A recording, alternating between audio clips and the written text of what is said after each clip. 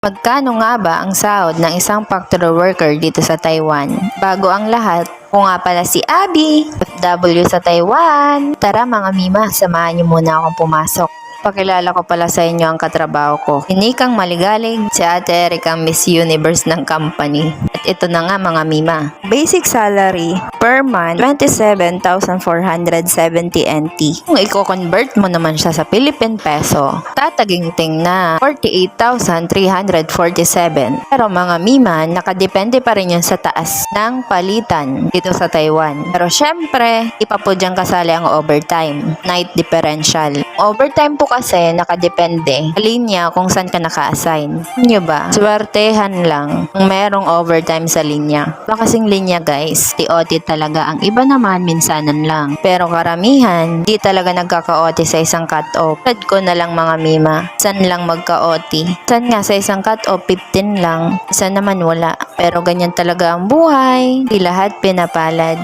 Pero laking pasalamat ko na rin, at least nasahod. Mga bonus din naman kami guys. Kasali na doon sa 27,470. Company, iba-iba pa rin ang compute ng sahod mga mima. Tulad ng ibang company, may mga kaltas din kami mga mima. At ng mga sumusunod na yan. Ka-apply papunta dito sa Taiwan. Luck po sa inyo. Sana po makapunta rin kayo dito sa Taiwan. Thank you for watching. Bye!